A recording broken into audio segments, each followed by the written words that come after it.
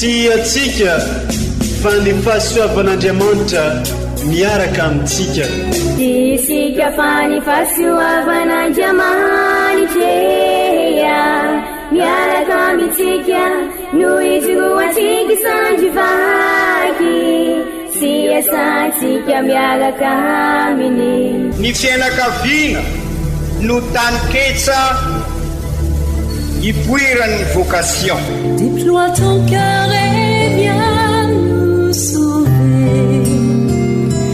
Délivre-nous de tout. Fa sisika tokoa fa ny fahasoavan'Andriamanitra miaraka amintsika. Sisika fa ny fahasoavan'Andriamanitra miaraka amintsika noho izoatsika sandrivaky sy asantsika miaraka aminy. Fa olo raika atokotran'isika ao aminy, fianakaviana iray ao aminy, tsy misy hevitrevitra. Ny olo no mampizara indraindray, fa Andriamanitra i Jesoa lay mpiandrony tsara ranolotra ny aina olo raika, ary ao amin'ny fiangonana ao amin'ny eglizy dia sambatra tsika mahasapa an'izay.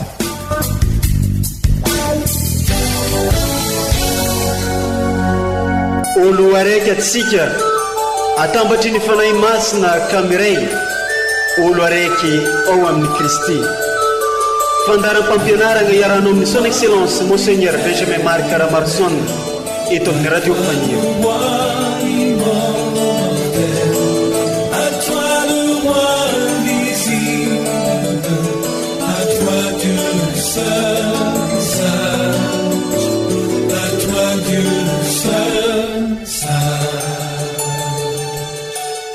Manolotro fiarabagna sy firariantsoa ho antsika jiaby izay mitandregny sy magnaraka trany.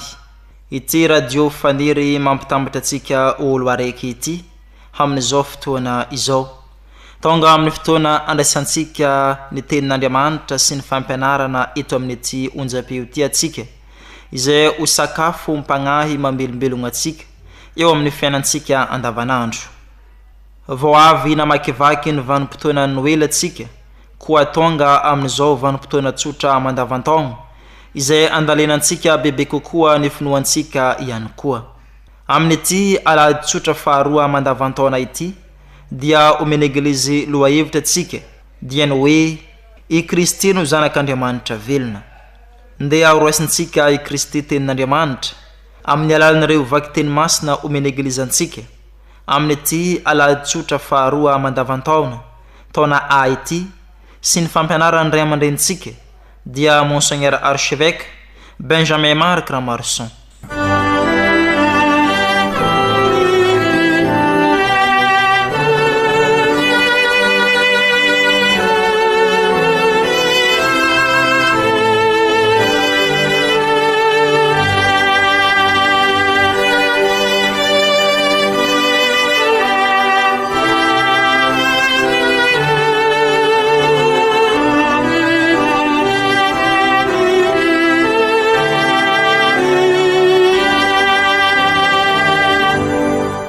Fankalazana ny tenin'Andriamanitra, vaky teny masina voalohany, boky izay ampaminany.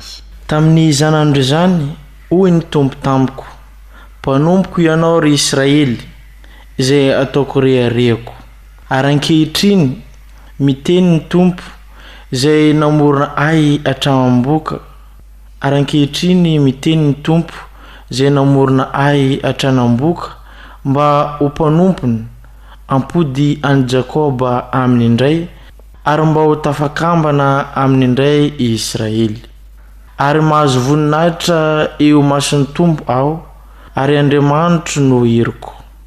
Hoy izy, mbola zavatra kely foana ny mahampanompoko anao, anangana ny firenen'i Jakoba indray, sy ampody ireo sisa voatahiry amin'ny Israely, fa atsangako ho fahazavan'ny firenena ianao mba hitara ny famonjeko hatramin'ny faran'ny tany. Izany ary ny tenin'ny tompo, isaorana ny Andriamanitra. Andriamanitra no toky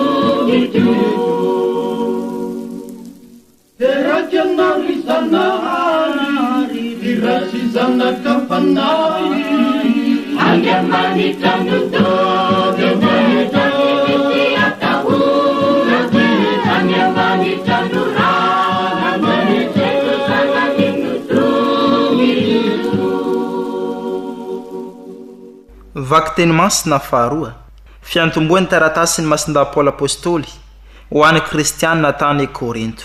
Izao Paul voahantsy ho apôstôly Jesosy Kristy noho ny sitrapon'Andriamanitra sy i Sostena rahalahy dia mamangy ny eglizin'Andriamanitra any Korinty dia ireo mpino no hamasininy ao am Jesosy Kristy olona voantso sady masina mba am'izay rehetra miantso ny anaran'i Jesosy Kristy tompontsika na aiza misy azy. Ho aminareo ane ny fahasoavagna amampiadanagna avy amin'Andriamanitra raintsika sy i Jesosy Kristy tompo. Izany ary ny tenin'ny tompo isoragna ane Andriamanitra.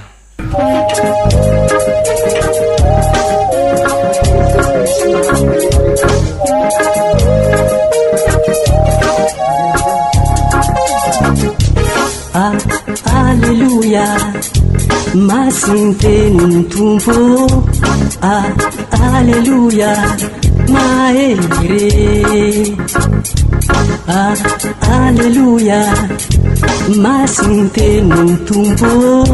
Masye maere. Alleluia, masin tenin tumpo. Alleluia, Alleluia, masin tenin tumpo.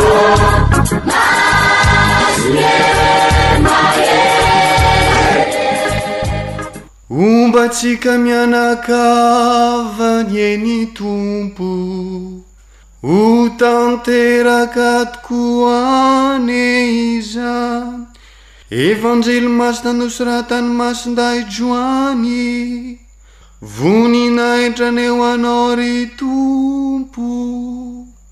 Tamin'izany andro zany dia nahitany Jesosy nagnatona azy Joana ka nanao hoe indro ny zanak'Andriamanitra, indro lay manala ny fahotany olona.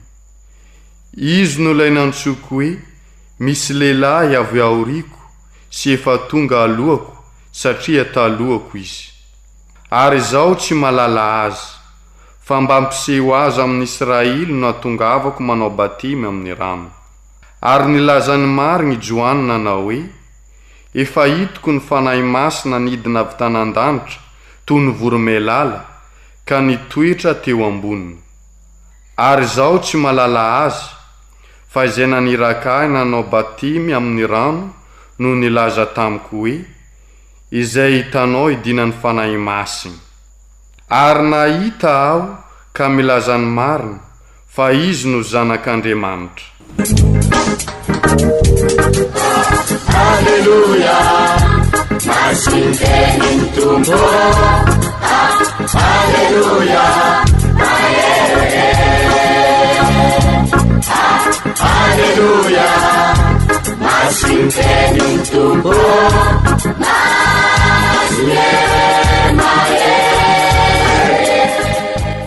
izany ary ny teny ny tompo de raneo anao ry Kristy.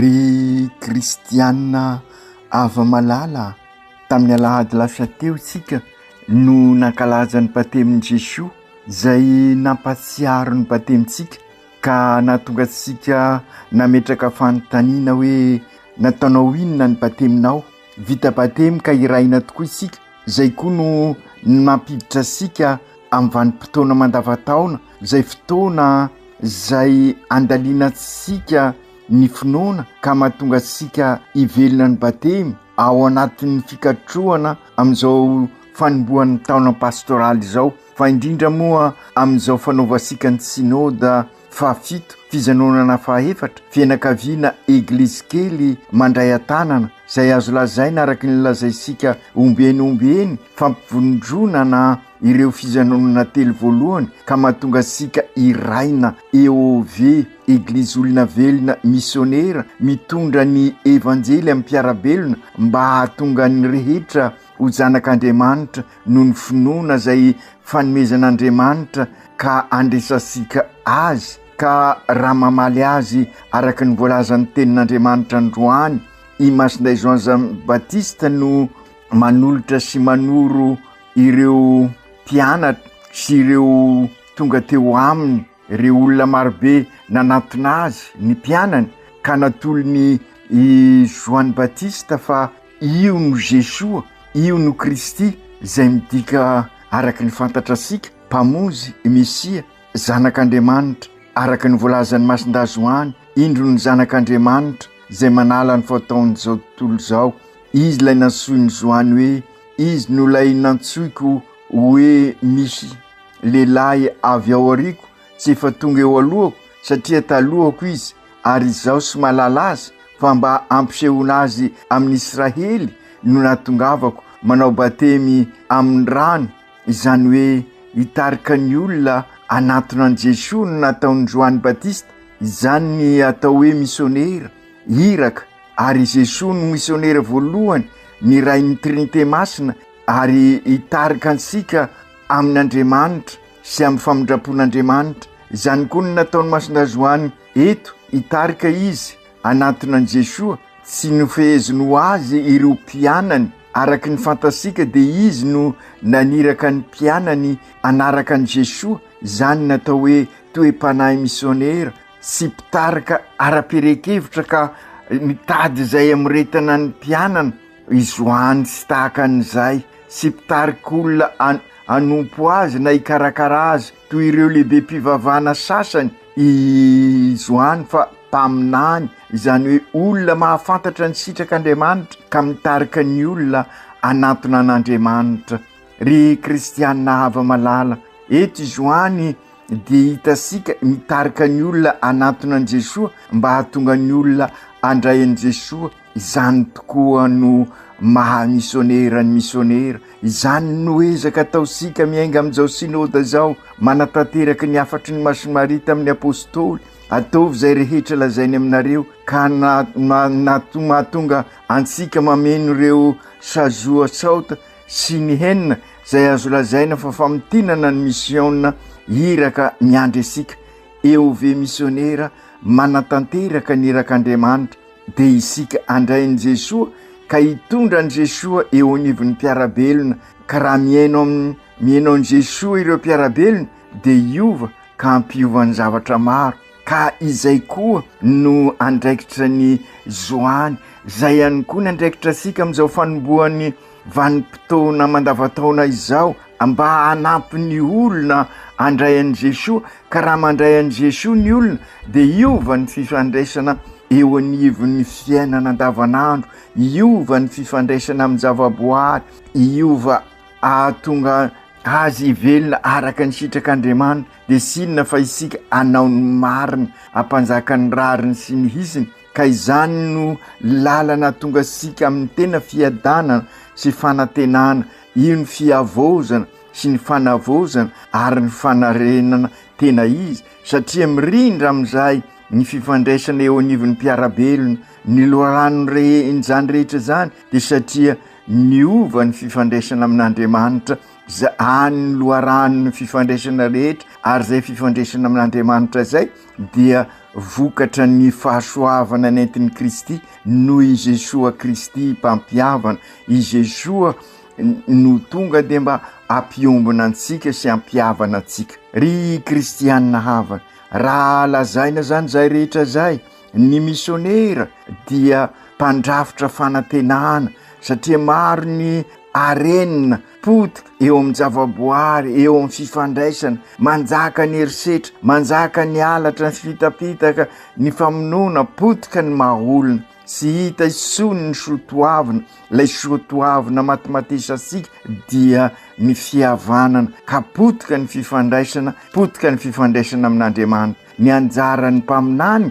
dia manampy ny rehetra andravina indray ao amin'ny Kristy zay fihavanana satria izy ny fihavanana tokoa ry kristianina havana matetika ny eveka ray aman-dreny amin'ny afatra lefany araky ny averimberitsika eto marina ny olona mivavaka na marimarina koa maro ny olona mandeha ampiangonana an'eglizy kanefa mipetraka ny fanontaniana ahoana marina ny fifandraisana amin'Andriamanitra amin'ireo olona maro mameno eglizy ireo satria raha miona marina amin'Andriamanitra ireo olona marobe dia sy maintsy miova ny fifandraisany amin'Andriamanitra ary miova ary afaka mampiova ny manodidina azy nefa milaza miara-mahita isika tosy hita izany vokatra izany samiary amin'izao fanombohan'ny taona zao samy mandinika mieritreritra ahoana ny mahatonga an'izay amin'ny maha-misionera sika ary dia hiezaka isika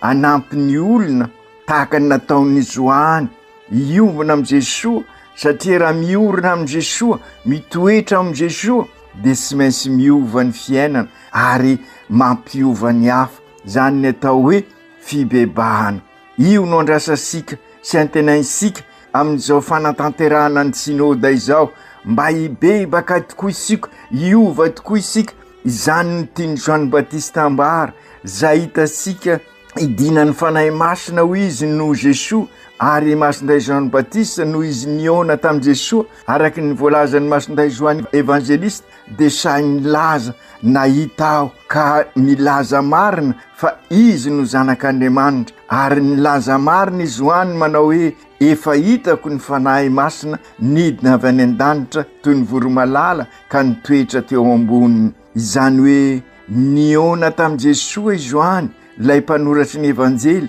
nahitany Jesoa ary famonjena ao antsika dia sy nonofa fa olona miaradia amintsika mianso asika hiala amin'ny rasy izany no adidiny maha-misionera hitarika ny olona hibebaka hiala amin'ny rasy ka zary fahariana vaovao eo amin'ny andavanandrom-piainana izany no ambaran'ny tenin'Andriamanitra androany mba hiona amin'ny Jesoa isika ka raha miona amin'ny Jesoa isika dia hiova tokoa ny fiainansika ka mampiova ny hafa ary zany ny voalazany Isaia mpaminany amin'ny vaky teny voalohany mba hifampitrotra hifanozo amin'ny Jesoa marina isika fantasika ny asan'ny mpaminany efa azavaisika matetika ary dia zay koa ny asan'ny misionera manambara ny sitrak'Andriamanitra na mahafaly na sy mahafaly ny olona ka ny tanjon'izay fanambarana ny sitrak'Andriamanitra zay dia nampy ny olona hifampitrotra amin'Andriamanitra ka raha mifampitrotra amin'Andriamanitra tokoa araky ny lazaisika teo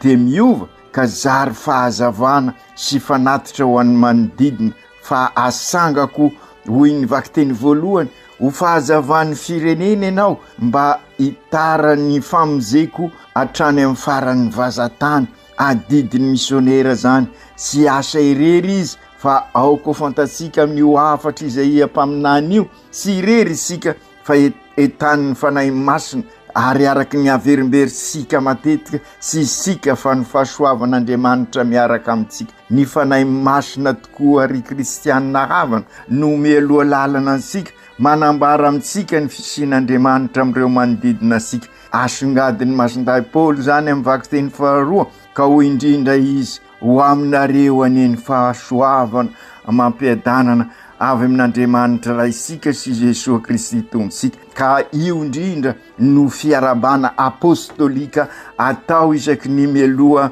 ny Eukaristika sy ny fivavahana rehetrarehetra. Io fiarabany apôstôly io no fiarabany misionera. Rehefa miona amin'ny Jesosy isika dia miova ny fosika, dia ao amintsika ilay fahasoavana sy ny fiadanana ary feno fanantenana isika satria miombona amin'ny Kristy zary mitondra ny Kristy eo amin'ny manodidina ansika, zary Kristy mpiarabelona amin'ny olona isika ka mitondra ny Kristy ka i Kristy no hery sy angovo ary tanjaka ahafahasika miatrika ireo ady amin'ny rasy rehetra sy ady amin'ny olona araky ny averimberitsika sanatria sy anjaran'ny misionera izany sy mpamoritra ny misionera sy mpampandro tany ny misionera fa tahaka ny Joany anampy ny olona iova fo ibebaka ka raha mibebaka izy miova ny fony dia afaka mampiova ny fifandraisana amin'ny zavaboary, ny fifandraisana amin'ny mpiarabelona ka hampanjaka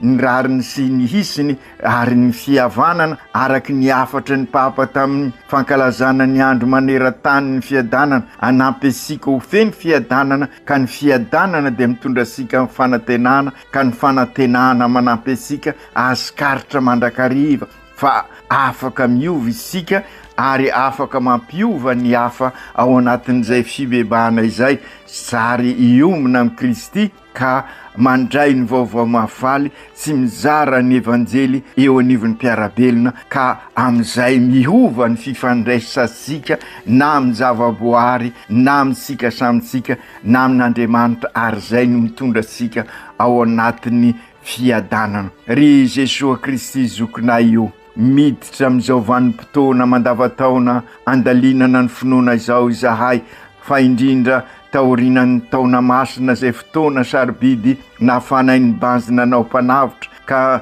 nivelomanay ny mampivahiny ny fanantenananay.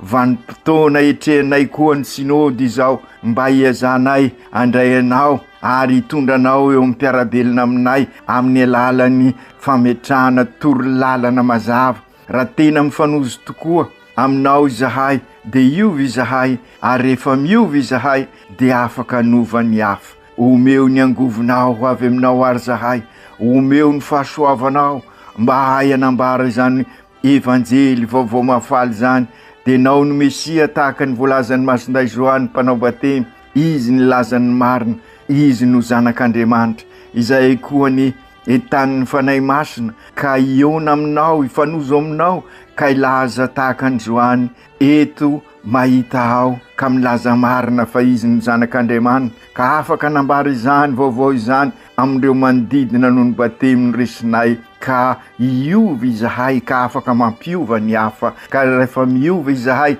dia anjary anorona fiainam-baovao aminao fanorenana ny tranobe iombonana zay tady iorava ankehitriny.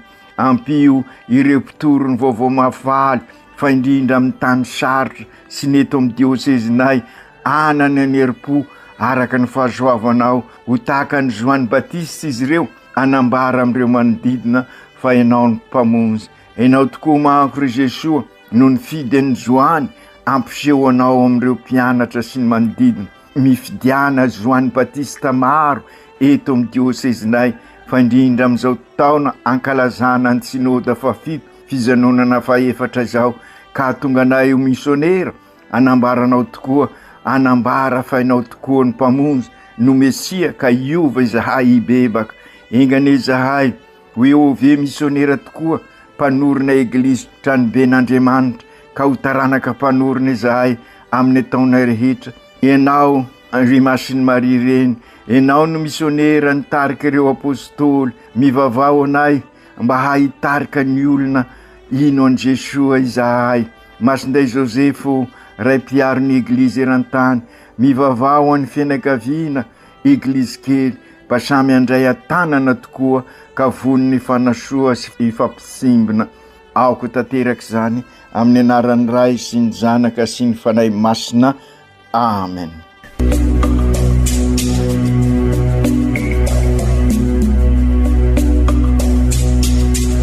Tsy atsika fa ny fahasoavan'Andriamanitra miaraka amintsika.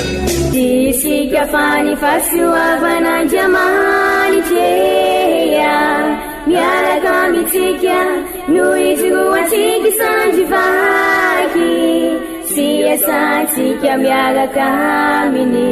Ny fianakaviana no taniketsa ipoiran'ny vocation. Déploie ton cœur et viens nous sauver.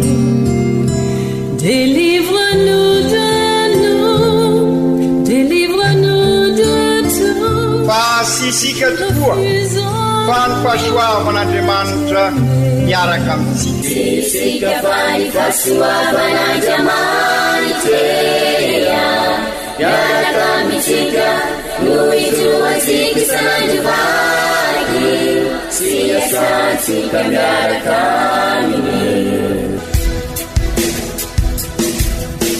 Fa olo raika atokotran'isika ao aminy, fianakaviana iray ao aminy, sy misy hevitrevitra ny olo no mampizara indraindray fa Andriamanitra i Jesoa lay mpiandrony tsara ranolotra ny aina olo raika ary ao amin'ny fiangonana ao amin'ny eglizy dia sambatra atsika mahasapan'izay.